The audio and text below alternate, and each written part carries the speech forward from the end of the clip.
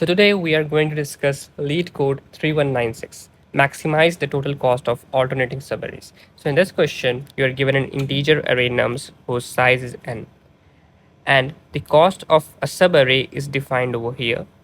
Let's skip this part. What is our task? Our task is to split nums into subarrays such that the total cost of the subarray is maximized. So we have to basically maximize this thing over here. If we split our array into various subarrays from 0 to I1, from I1 plus 1 to I2, and so on, then our task is to maximize this thing, the total cost. We have to maximize the total cost. Now let's discuss how cost is defined. The cost of a subarray from L to R is defined over here. So if we take an example, let's say what is cost of 2 to 6, then it will be given like nums of 2 minus nums of 3 plus nums of 4 minus nums of 5 plus nums of 6. So over here, every second term has a negative sign before it. That's how a cost is defined. Let's try it on example. If the nums array is over here, then give it some time and try to come up with the most optimum answer. What will be the maximum cost for this particular array? So I hope you have given it a go. So the solution for this question is as follows. So we basically split the array like this. So the total cost is going to be minus 5 plus 1 plus 6, which is going to be 2, right? If we split over here, it's just going to be this element. If we split over here, it's going to be minus 2 minus minus 3, which makes it minus 2 plus 3 gives you 1. Similarly, over here, we get 6. So the answer is 2. Now, the thing is, how do we get to know that we have to split the array over here only? There are multiple ways to split the array. Why not splitting it like this? Or why not splitting it like this? Or why not just taking the entire array? How will we know when to split and when not to? So it's kind of taking all the possibilities into consideration and giving the most optimum result. So what comes to mind when you have to consider all the possible moves? Correct. Dynamic programming. So over here in this example, I've already told you the solution. The most optimum partition is this partition. So that here for this subarray you get minus 5 as the answer.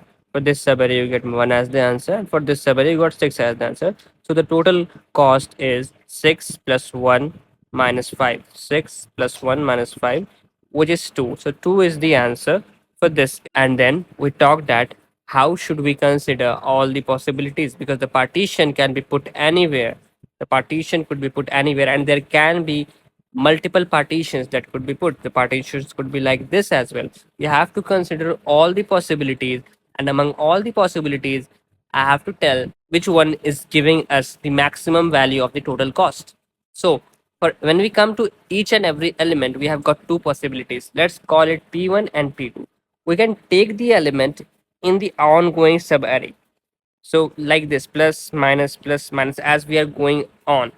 Or we can put a partition. So for example, in possibility 1, what we did is when we are at minus 2, I took minus 3. Yeah, I didn't put any partition after minus 2. So this is possibility 1. And when I'm at minus 3, when taking 5, I put a partition over here. I put a partition and then I took 5. Yeah. So this is the second possibility. So these are the two possibilities that we have to do. We have to take every element, but what we can do is we can put a partition or we can not put a partition. These are the two possibilities that we have. So let's go on and discuss how should we implement it in code. So if we write a recursive function f, then there are two things that are varying at every step. It's the index of the element of nums and it's a sign. Sometimes we are taking it as positive, sometimes we are taking it as negative.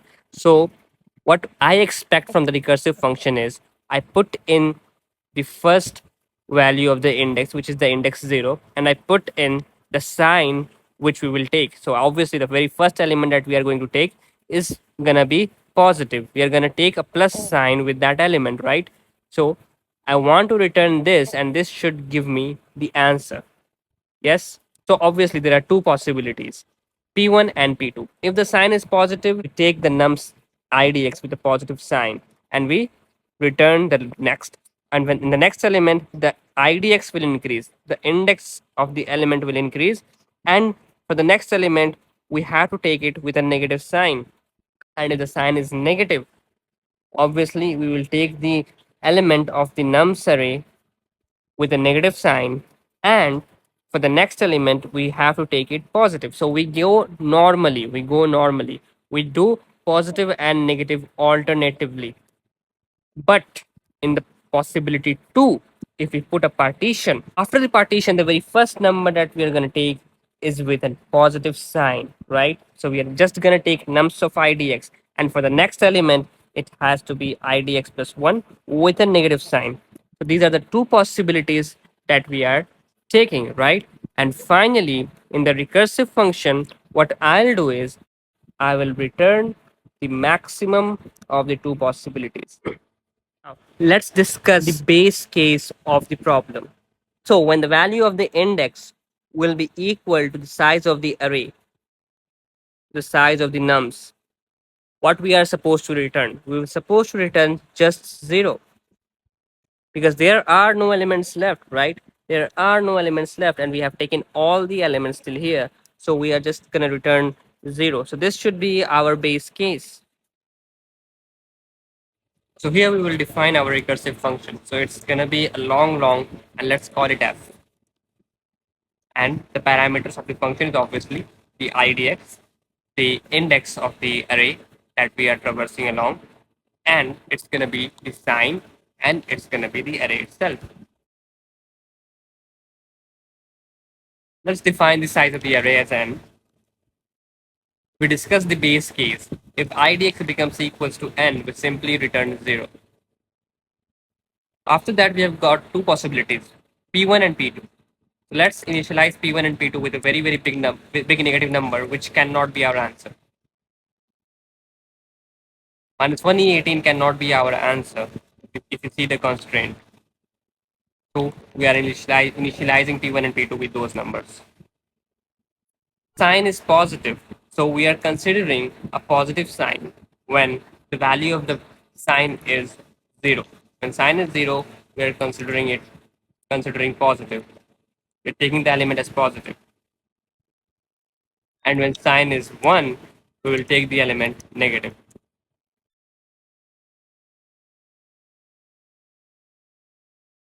So if sign is positive, we are going to take P1 as nums of idx plus, obviously, the index will increase and the next sign will become negative. So I'm putting 1 over here. However, if sign is negative, then we will take nums with a negative sign and we will add the rest. And the next sign of the next element is going to be positive. So I'm going to put 0 over here. So this was all about possibility 1. The second possibility is making a partition. So if you make a partition and then we take the element we take is with positive sign. And obviously the next element is going to be negative. So I'm going to put 1 over here. And finally, we return the maximum of the two possibilities. This is our function. Now let's use this function over here and return. So we will start with index 0 and we will start with a positive sign. Let's see if it works. Now, before submitting this code, let's discuss what's the time complexity of this code. Since we are taking in every possibility, the time complexity of this code is going to be 2 powered n. So what can we do to reduce the time complexity? Obviously, memoization. So let's do the memoization. So it will be a 2DDP because there are two variables, idx and sign. Let's create a 2DDP. Now let's resize the DP. So obviously it will take in n index. So I'm going to resize it to n plus 1. And number of possible signs is going to be 2. I'm going to resize it to 2. And I will initialize the elements of the DP with a number which cannot be our answer. So let's just call it minus 1e18. And let's take long long over here, not end, because our answer will be in long long. So if dp of idx comma sign is not equals to minus 180, simply return the answer. It means we have already reached the right answer. So we're going to simply return the answer. Finally, I'm going to store it over here. So this is our recursion plus minimization code. Now let's run it and check if it's working. So we have to declare n over here. N was the size of the array. Now let's run it. Okay, let's submit it and check if it works. So that's it. I hope it helps. Thank you.